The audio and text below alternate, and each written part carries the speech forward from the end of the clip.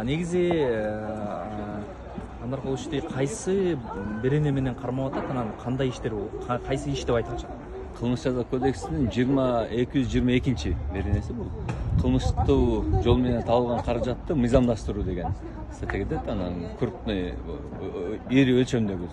Ошол статья менен караптыр. Бул 2010-жылы Сариев менен ошол убактагы финансы министрлиги сүйлөшүү боюнча ошол экен. Баягы чыгып кеткен аудио жазуу боюнча. Аудио. Негизи буга чейин суракка барды беле, кандай болду? Буга чейин 2 жолу суракка барган. Биринчисинде ошону сураган, экинчисинде сураганда ошо Атамбаев менен болгон сүйлөшүүнү сураган экен.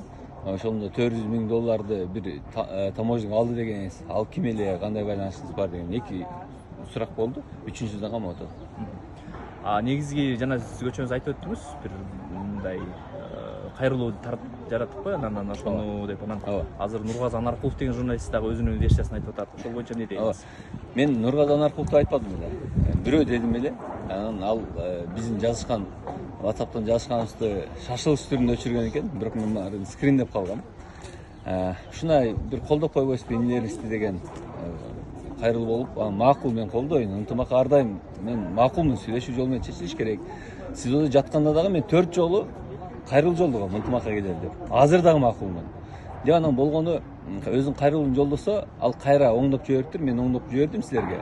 Ушуну чыгаргыла, жакшы болот эле, ошо менен бардык маселеңиз чечилет эле, инилери түшүнүп суранып атат деген.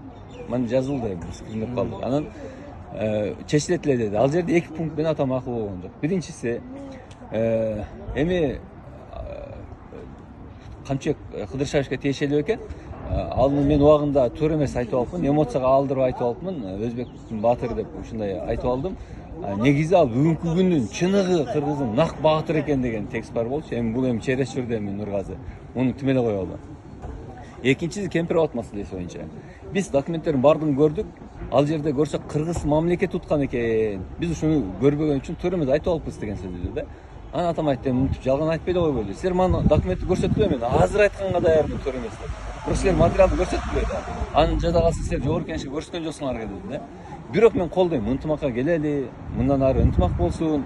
Мен кайрылуу жолдойм, жакшы абөргө курдуңар деп туруп анан өзүнүн кайрылуусун чыгарган. Баягы Назар Ньюстагы кайрылуусу, Жок, андан кийин өзүнүн Facebook баракчасында турат.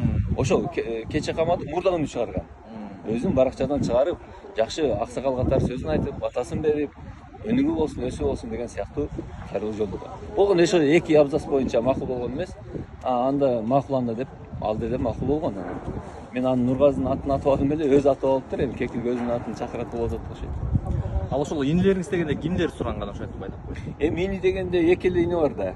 Абзацтагы ошо 2 инисине түшүнүп, мен оюмча президент Садыр Нуркожоевич менен УКМКнын төрагасы Камчек Кыдыршаевич эске алган. Андан башка кимди эске алат элем? Азыр эми бөгөт чарасы качан каралат же кандай болот? Азырынча белгисиз. Мен оюмча бүгүн эртең алып барса керек, кече адвокаты кирип чыккан. Ошол статьяны коюлуптур, анан бөгөт коюу чарасына качан алып барат айтылбаптыр бирок. Рахмат.